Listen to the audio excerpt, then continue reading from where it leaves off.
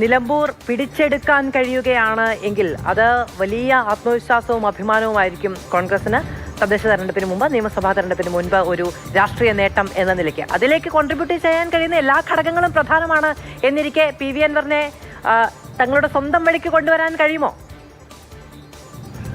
അല്ല, നിലമ്പൂരിൽ UDF വിജയിക്കുമെന്ന കാര്യത്തിൽ ഞങ്ങൾക്ക് അല്ലെങ്കിൽ നമുക്ക് ആർക്കും സംശയമുണ്ട് എന്ന് തോന്നുന്നില്ല.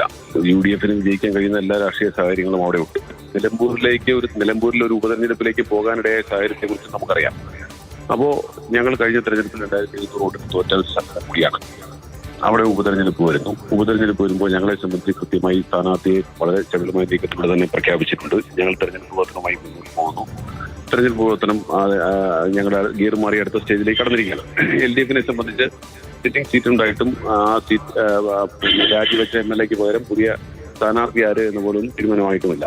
ഏതായാലും PV അൻവറിനെ സംബന്ധിച്ച് PV അൻവർ അദ്ദേഹം എടുത്തുള്ള നിലപാടുകൾ അത് അദ്ദേഹം പരിശോധിക്കട്ടെ. അദ്ദേഹത്തെ സംബന്ധിച്ച് നമ്മളെല്ലാവരും കണ്ടുകൊണ്ടിരിക്കുകയല്ല. അദ്ദേഹം ഓരോ ദിവസവും പറയുന്ന സ്റ്റേറ്റ്മെന്റ്സ് നമ്മൾ കണ്ടുകൊണ്ടിരിക്കുകയാണ്. ഞങ്ങളെ സംബന്ധിച്ച് PV അൻവറുമായി സഹകരിക്കുന്നതിന് ബുദ്ധിമുട്ട് ഇല്ല എന്ന് നേതൃത്വം പറഞ്ഞിരുന്നു. അദ്ദേഹം ഒരു റിക്വസ്റ്റ് തന്നിരുന്നു. അദ്ദേഹത്തിന്റെ അപേക്ഷ പരിഗണിച്ചിരുന്നു.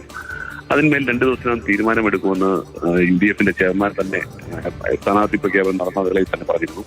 എന്നിരിക്കെ UDFന്റെ ഏത് സ്ഥാനാർത്ഥിയെ പ്രഖ്യാപിച്ചാലും ഇവിടെ പിണറായി അവസാനിപ്പിക്കുകയാണ് തന്റെ ലക്ഷ്യമെന്ന് ശ്രീ PV അൻവർ പറഞ്ഞു നമ്മൾ കേട്ടു. അതിനുശേഷം UDFന്റെ കേന്ദ്ര നേതൃത്വത്തിന്റെ അനുമതിയോടുകൂടി ഒരു സ്ഥാനാർത്ഥിയെ പ്രഖ്യാപിച്ച ശേഷം അദ്ദേഹം നടത്തിയിട്ടുള്ള പത്രസമ്മേളനവും അദ്ദേഹം മാധ്യമങ്ങളോട് സംസാരിച്ചതും ഒക്കെ നമ്മൾ കേട്ടതാണ്. അങ്ങനെയുള്ള ഒരാളെ സംബന്ധിച്ച് അവിടെ ശ്രീ VD സതീശൻ പ്രതിപക്ഷ നേതാവ് പറഞ്ഞത് ഞാൻ പറഞ്ഞത് തന്നെ കാര്യങ്ങൾ നിൽക്കുന്നു. അതിനകത്ത് ഇനി ബാക്കി കാര്യങ്ങൾ കോൺട്രിബ്യൂട്ട് ചെയ്യാൻ കഴിയുന്ന ഒരു ഘടകം എന്ന നിലയ്ക്ക് അൻവറിനെ പരിഗണിച്ചൂടെ എന്നൊരു നിലയ്ക്കാണ് ആദ്യത്തെ ചോദ്യം ചോദിച്ചത്.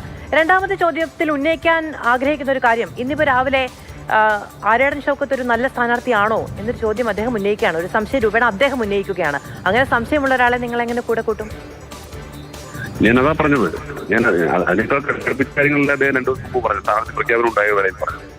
അപ്പോൾ അതുമായി ബന്ധപ്പെട്ട് അദ്ദേഹത്തിന്റെ നിലപാടുമായി ആ നിലപാട് വെച്ചുകൊണ്ട് UDF ചേരാൻ കഴിയില്ലല്ലോ. അപ്പോൾ അദ്ദേഹത്തിന്റെ നിലപാട് മാറ്റിയതിനു ശേഷം ആലോചിക്കാമെന്ന് UDF ചെയർമാൻ തന്നെ പറഞ്ഞിട്ടുള്ളത് ആ സാഹചര്യത്തിലാണ്. എന്നിട്ട്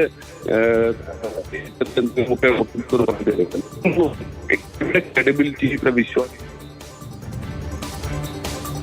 സാങ്കേതിക പ്രശ്നമുണ്ട്, നെറ്റ്വർക്ക് പ്രശ്നമാണ് എന്നാണ് മനസ്സിലാക്കുന്നത്. ശ്രീ ജ്യോതികുമാർ ചാമക്കാലയാണ് കോൺഗ്രസിൽ നിന്ന് നമ്മളോടിപ്പം ഇപ്പോഴത്തെ ഒരു നിലപാട് വ്യക്തമാക്കിയത്.